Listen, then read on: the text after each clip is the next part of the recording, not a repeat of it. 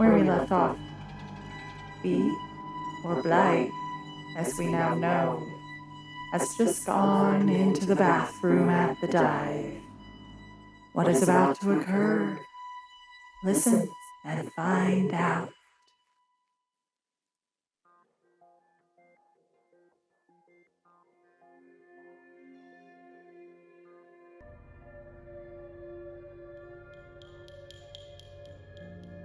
Hello. Welcome. My butler has my drink.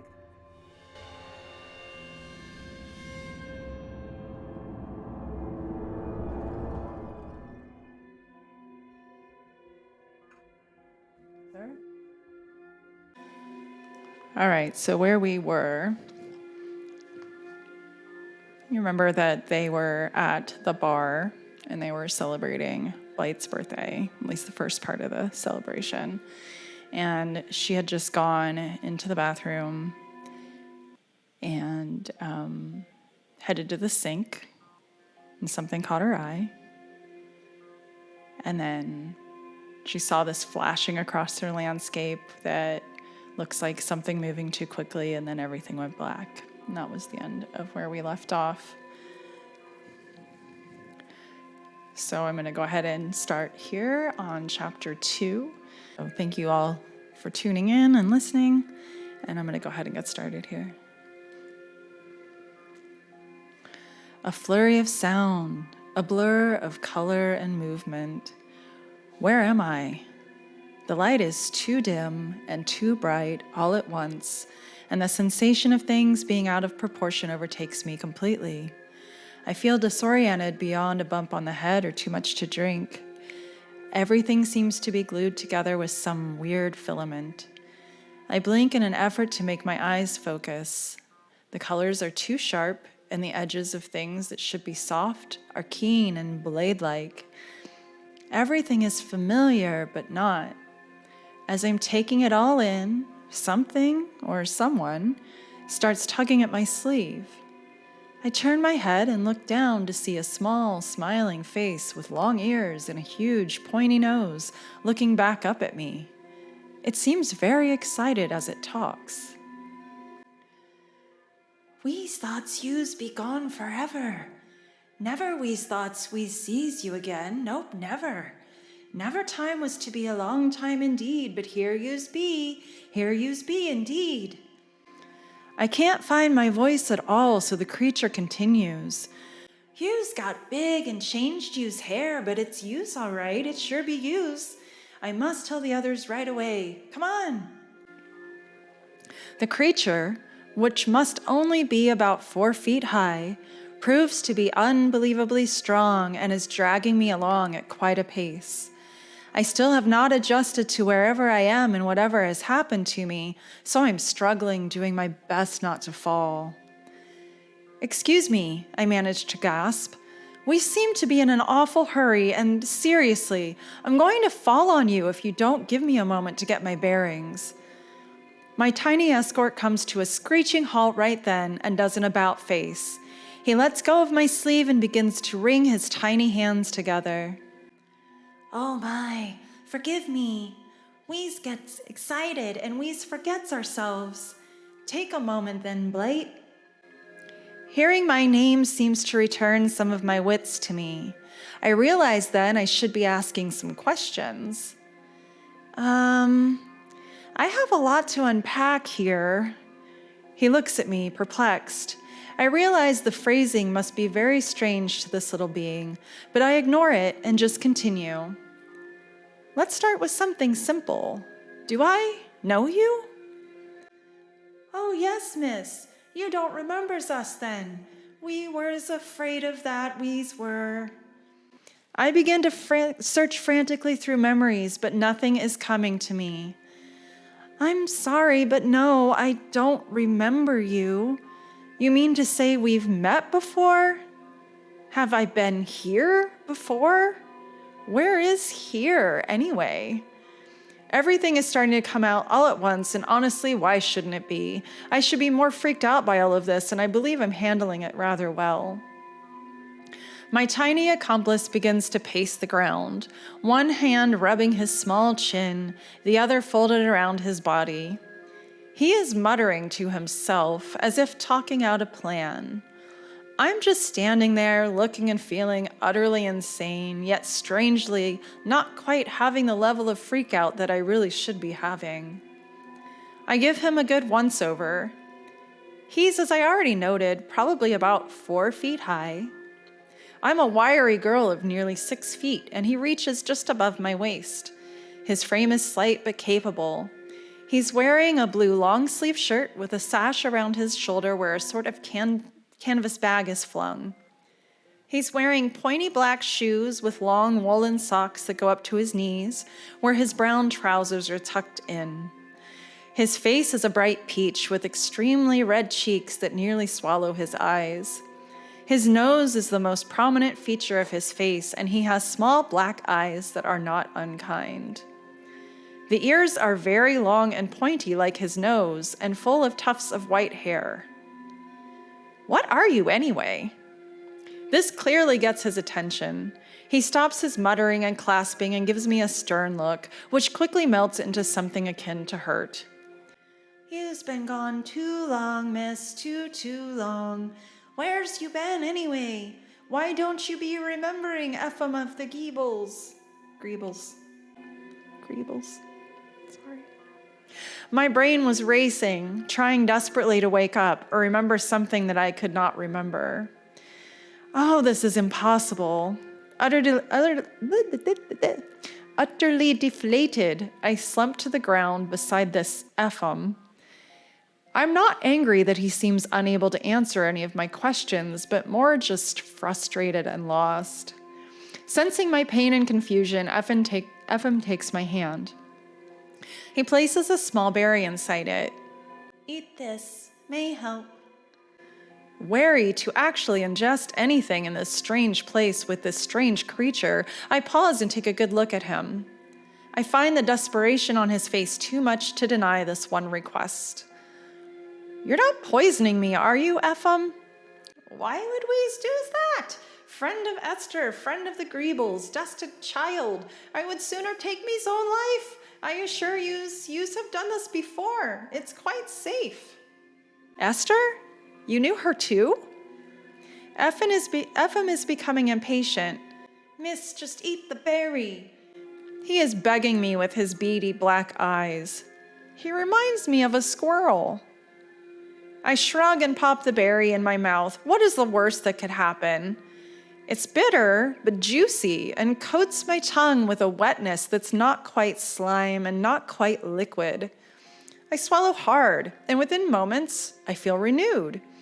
The environment has changed. Everything is bright again, and the edges of things have softened. I look over at Ephraim and know him. Hello, old friend, I smile. He bursts out in laughter. Yous remembers, thanks the clarity berry we's doos. He begins dancing around me, waving his arms around his head and laughing. He pulls on my sleeve again and says, Come. We are rushing through what can only be compared to a forest. The weird filament covers everything, holds it all together like cobweb, but doesn't stick to us as we move through it. There are sounds and smells that are like nothing I know elsewhere, yet not completely unfamiliar to me. I occasionally spy creatures that I know I have seen before, but are like something out of a dream or a distant memory I cannot place. They seem to stop and regard us for a moment before we pass by. I want to stop, look around, perhaps even get a closer look at them. But Ephraim doesn't allow that. Anytime I slow down, he gives me a firm tug and we move along. We continue for some time, what seems like many hours, our pace slower as we go, before Ephraim finally stops altogether. We's rest here for the night, here be safe, and we's has much to do, much to talk about. I open my mouth to refuse the offer of staying the night or resting. I'm supposed to be somewhere, aren't I? He reaches up and touches a finger to my parted lips as I'm about to speak and literally silences me. I can't talk or even squeak out a sound. He smiles, then opens a small door and speaks to someone I cannot see. A moment later, a large gate opens and we walk through. We're greeted by another small man that looks a lot like Ephraim, but with even bigger ears. He invites us inside and disappears, coming back a moment later with some sort of hot beverage, tea perhaps, and bread that smells unbelievable. He then hands Ephraim a bag. Ephraim gives me a wink. "Another clarity berry and some snacks for our trip. Excellent, excellent. Come, Blight, sits and eats with me." The other man leaves us quietly. I take a seat next to Ephraim in a chair that surprises me with both its size and comfort. I settle in, then reach for a piece of the aromatic bread. Upon doing so, I find that I'm famished. I tear through the moist bread like I'm ravenous. It tastes like a rich, warm pudding. The beverage is like silken honey and licorice. It's easily the most heavenly thing I've ever had. I leave none behind. We eat in silence. I realize afterwards that I'm sleepier than I've ever been in my life. I curl up on the oversized chair I'm sitting on and am sound asleep in moments. I do not dream.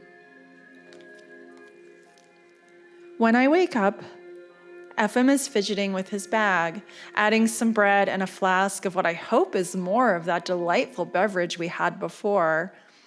He stops and hands me the other berry with a nod, which I know means I'm expected to eat it right away. I pop it in my mouth and chew it up. He smiles at me and turns around. He throws the bag he'd been shoving the rations into over his shoulder and takes my hand. "It's time we show you something."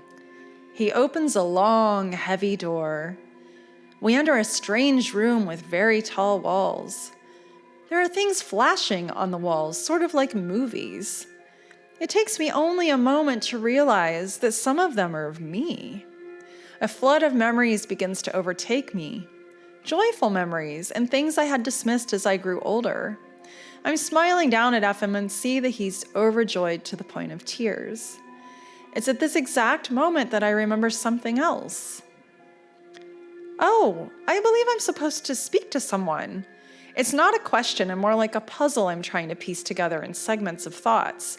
I remember him, I remember this place, but there is a sinking feeling in the pit of my stomach that I cannot shake. Ephraim does not question me, just takes my hand saying, "We's worried that would be so. Come then, we's no time to lose, and we's don't know how long the berry's effect will last, and the council's a day trip from here. Must hurry." With that, we are on the move again, exiting through a door hidden inside the bushes on the opposite side of where we'd entered from. We walk for a while in silence, which I'm thankful for because of the pace we are maintaining.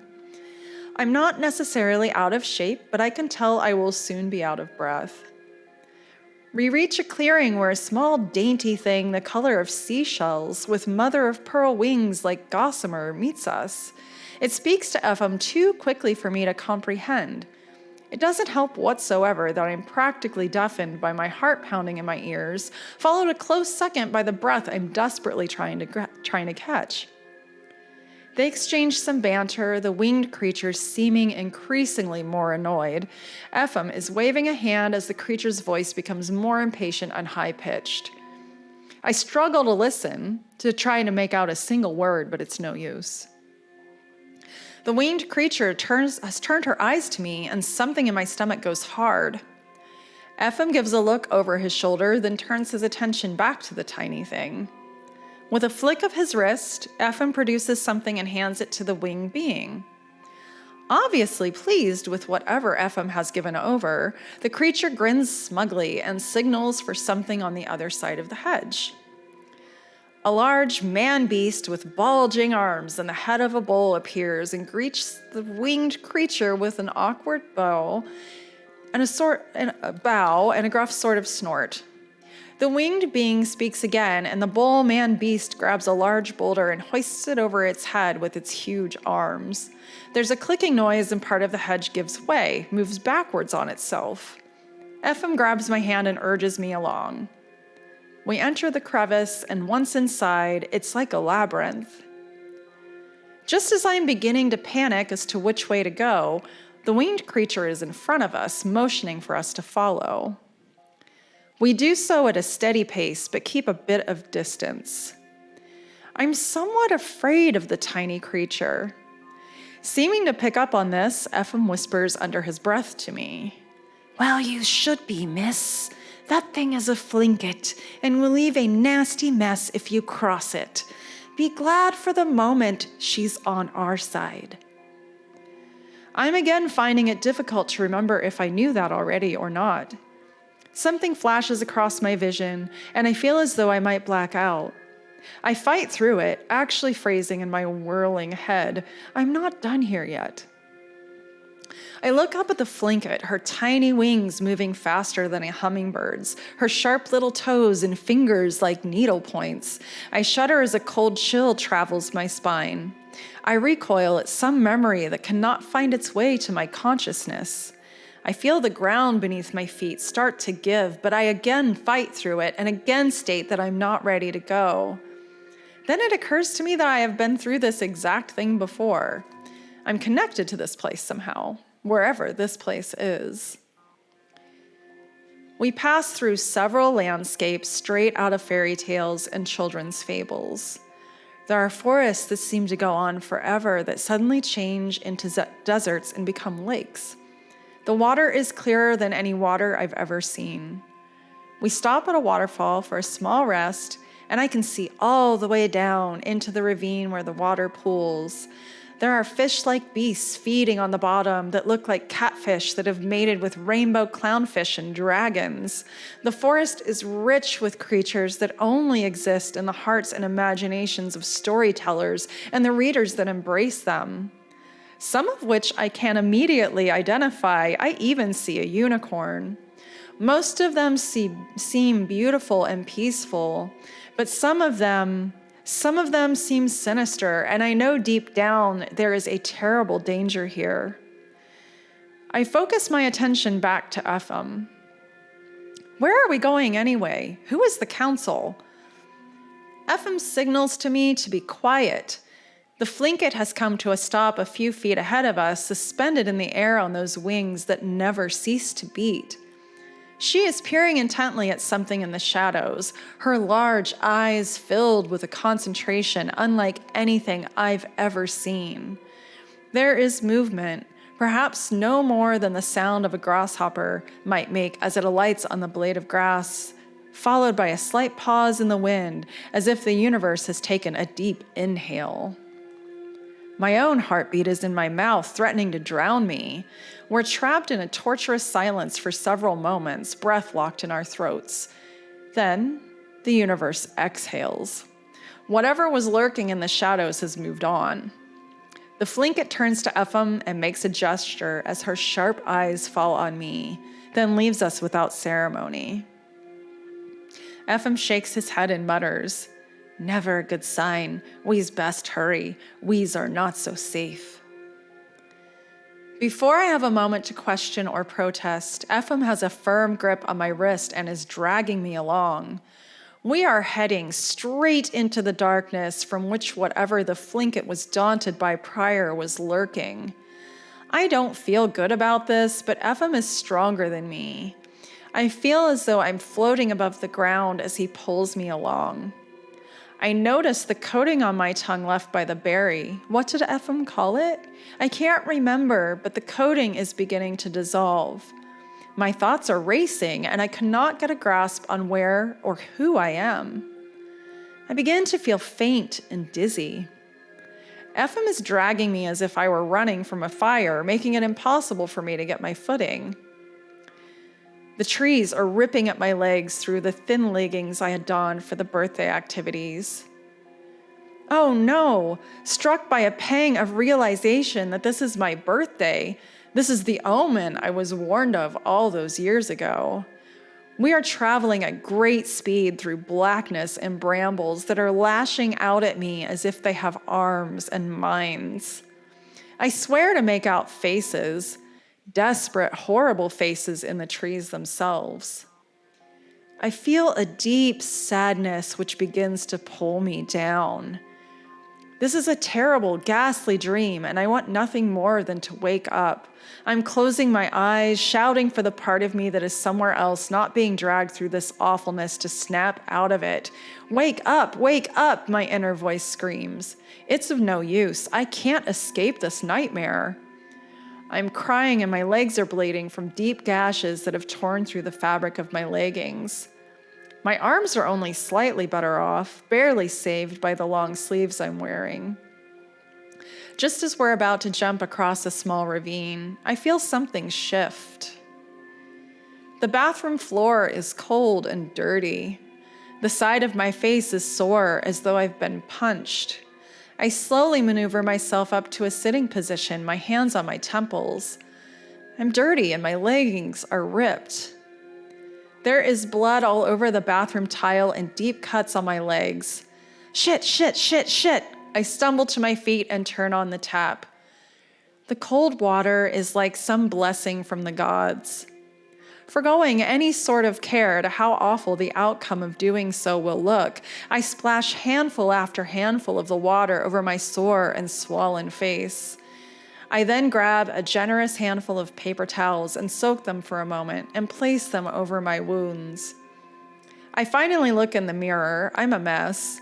There are smears from my allegedly waterproof mascara down both cheeks. I'm blotchy and puffy. I look like I've been in an accident or worse. I drop my head down in between my arms, which are propped on the sink. What the fuck? I say to no one, again blessed by the universe allowing me to be alone. I hear something clink, clink, clink, and sort of roll onto the title behind me. I look back into the mirror and nearly fall backwards at what I see reflected. The mascara streaks are gone. My face is fresh and lacking the puffiness or the redness of just a moment before. My hair has rearranged itself back, even more perfect than it was. It doesn't stop there. I look down and see the cuts begin to shut, the blood drawn back inside, utterly erased. The shredded fabric of my clothing mends itself. I look down at the floor that moments ago had been streaked with my blood and dirt from my shoes, and it's all clean and clear. Just when I think I've completely lost my mind, I feel something tug at the tip of my ear, which becomes a pinch. I look up and catch a glimpse of a creature staring back at me in the mirror. One hard blink and it's just me again.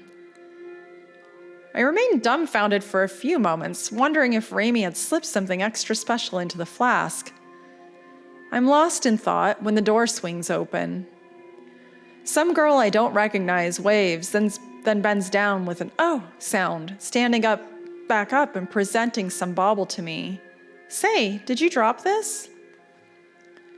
I remember hearing something clink to the floor, so I say, "Oh, sure did, thanks," and take it from her. She smiles as she says, "No problem, sugar," and heads around the corner to use the facilities. I wait until she disappears into the stall before I take a better look at the item in my hand. It's a ring, which was obvious when she held it up to me. What I didn't notice then was how heavy it was. The detail is astounding. It's a tree with winding branches, so as I slip it on, the branches cover most of my ring finger, but they are placed in a way that doesn't interfere with the joint of my finger as it bends. There are small gems in the trunk of the tree, 2 of them. The detail is so fine that I can't make out much more. I decide to leave it on. I take a moment to compose myself and turn on my heel to head back out to Raimi. I also decide that I'm not going to say a word about my little incident, but I am determined to find out what he slipped in my drink. I arrive back at the table where Raimi is sprawled out, taking up the entire side of the booth, so I slip into the opposite side, expecting some sort of chiding for being gone so long. Nothing of the sort actually happens. He just looks up at me briefly, gives me a little grin, and turns his attention back to the band, which is just finishing up their set. 15 minutes later, Raimi and I are making our way to the steel mill in his car. I leave mine parked outside the dive, knowing there's no way in hell I'm going to drive. We're about halfway there when he turns to me and asks, "What's going on with you tonight?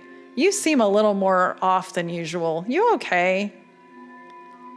I play it off because I don't actually know what's going on with me, but I'm toying with the strange ring as I manage in a small voice.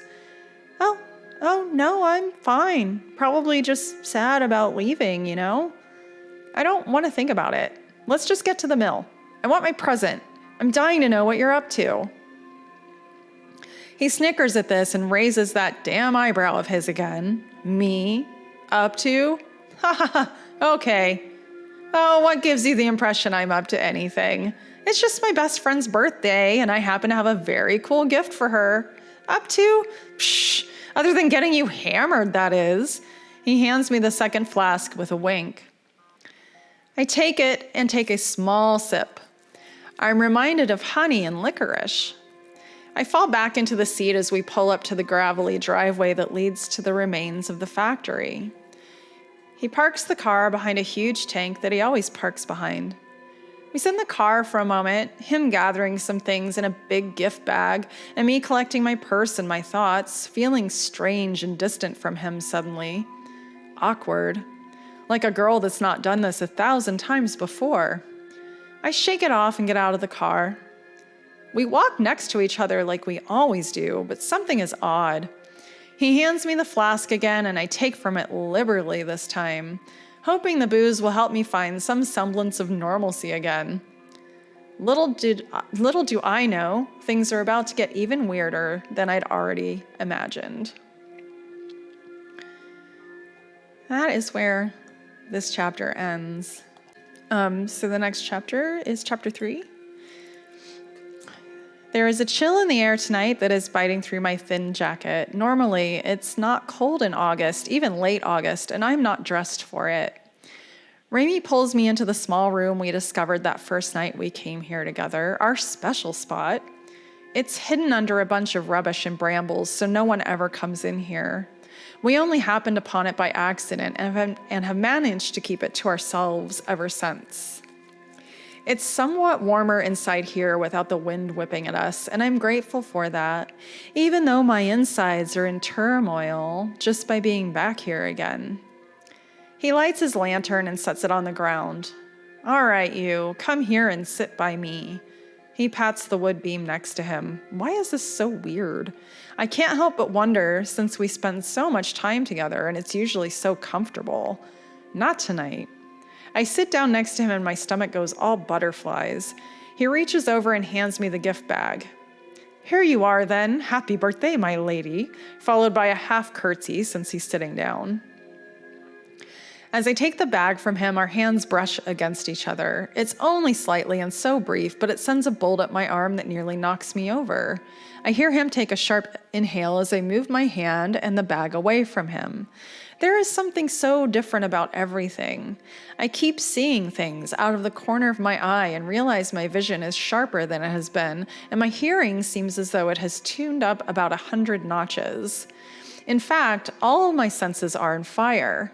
I take the flask from him again as I hear the church bells begin their peal, signaling the change of hour. I know it will chime 12 times. Raimi gives me an eager look, indicating that it's time for me to open my gifts. I swish the bourbon over my tongue and down my throat, begging it to free me from all these strange sensations. It only reminds me of something else that I can't put my finger on. I shrug it off and reach into the bag. The first thing I pull out is a small box. It's wrapped badly because Raimi can't wrap a present to save his life, but I appreciate the effort all the same and give him a smile to let him know it. I peel away the paper. The box is small and wooden with an intricate latch of some kind of gold or precious metal. I flick it open with a fingernail. Inside is a small key. I give Raimi a look and he just nods towards the bag. I reach in and pull out a large manila envelope. It only says Blight across the front in Raimi's chicken scratch. Such poor penmanship for such an amazing guy. I lay the envelope across my lap and smooth it out with the flats of my palms and close my eyes. As my hands travel across the paper, my mind flutters with imagery. Something in my gut twinges hard and I feel tears choking themselves back. I jump to my feet and drop everything on the ground in doing so. I look at my friend who is just staring up at me slack-jawed. What's wrong? What's wrong? What's wrong? I can't help how hysterical I sound as my voice begins to rise and crack. Everything is wrong, that's what. You're wrong, this is all wrong, and most of all, I'm wrong. That's when I crack. I fall to the ground, weeping loudly, my face buried in my hands. A few moments of abandon pass before I feel Ramey's hands on my shoulders. He's trying to lift me so my head is not buried in the dirt. I go slack and resist the urge to push him away and go running off like a baby. Once he has me upright, he strokes my hair and does all he can to calm and comfort me. I look up into his big blue eyes that look completely sinister in the faint light of the lantern. Ramey, I have to ask you something. I let the sentence trail off as I notice something behind him that catches my attention. A moment passes before his voice grabs me back to the moment. What? You can ask me anything. Why are you so weird tonight? He's looking at me like I'm crazy, and I can't say I blame him for that one bit. I feel a bit crazy.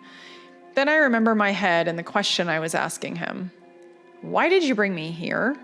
I mean, I know it's my birthday and you want to give me my presents without a bunch of prying eyes, but here?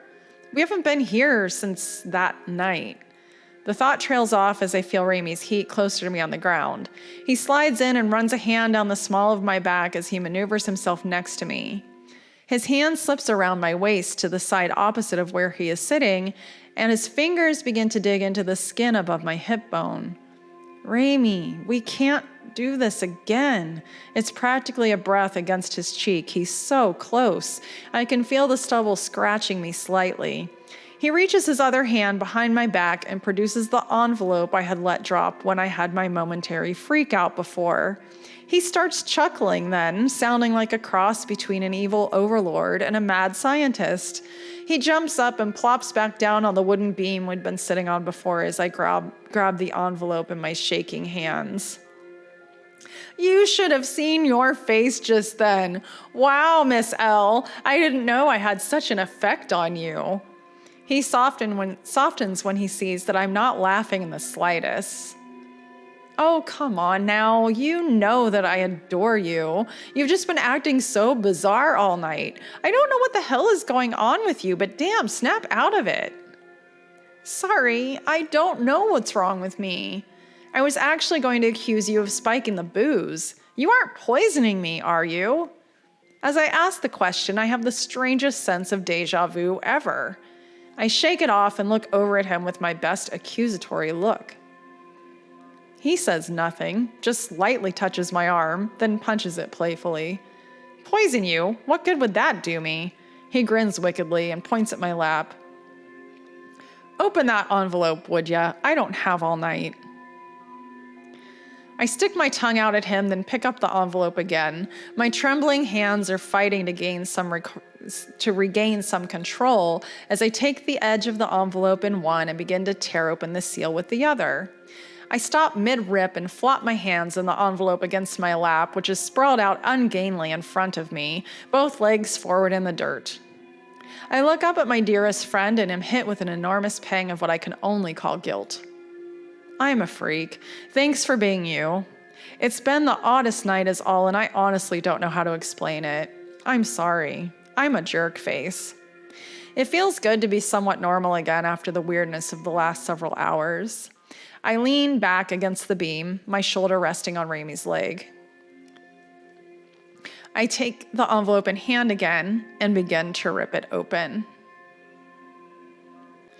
I pull the contents of the envelope out. It appears to be a folder, three-prong fastened with a label on the front that reads, "From the offices of Smith & Connolly, attorneys at law," and is dated exactly 5 years ago today.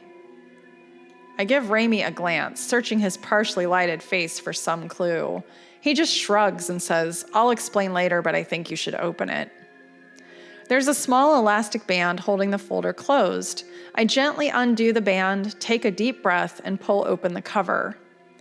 All the pages are in plastic like people use for book reports, with the holes for the prongs to pass through so the pages remain unharmed.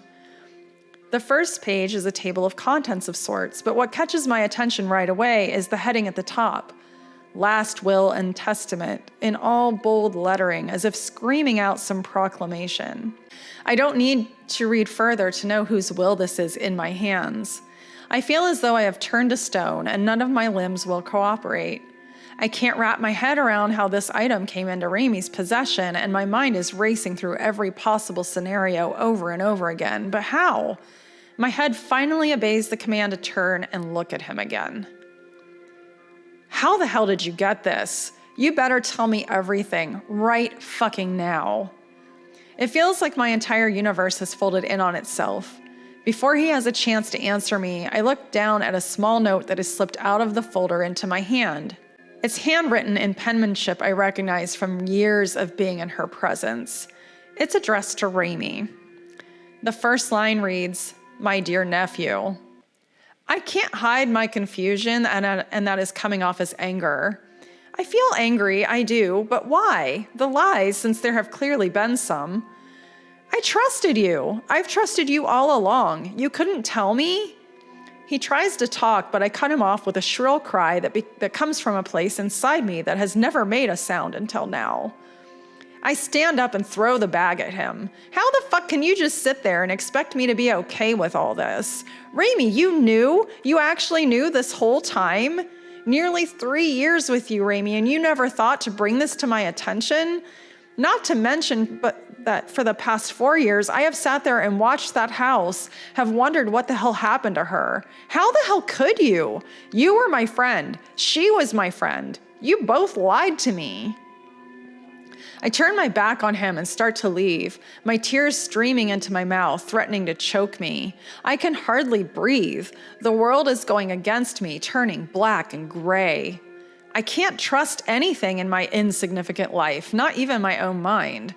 I stop in my tracks, my tears holding me prisoner in this place in time. I'm frozen with emotion. A whirlwind of thoughts and feelings that has me bound to this place, this moment, and I am powerless to fight through it. Ramie breaks the spell by walking cautiously to me and placing his arms carefully around my back for a hug that he knows I need more than I can even admit. I accept and collapse into him utterly. He holds me tightly for a few moments, letting me come back on my own terms rather than forcing me along. Once he feels me let go of the tension, he releases me from his embrace and takes my hand in his and guides me back to the wooden beam. Sit down and let me explain, B. He almost never calls me this, as his usual name for me is Ms. L, so when he does address me in this way, I know it's serious. I want you to let me finish before you start asking me a million questions. Can you do that much for me right now? I nod, as it's all I can muster. I have no energy for anything but listening and a deep need to understand why my world is all wrong. So I shut up and let him talk. And that is where I'm going to go ahead and end it. I did need to just cut that in half a little bit. I'm going to have a drink. My coffee glass for this week. From my butler. So next week I'm going to continue reading this one. And then I haven't decided if this one will be the following week as well. Depends. It really depends. I'm still doing some rewrites for The Monster Under the Bed, which was the first mega story that I began to read. I need to do some rewriting on this one as well, because I realized that some of the stuff was a little too similar. They're completely different stories. It's just very odd how they ended up being kind of alike. It's good for you to have to wait. Y'all are spoiled.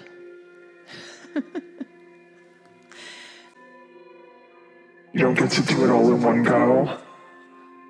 We will not allow it.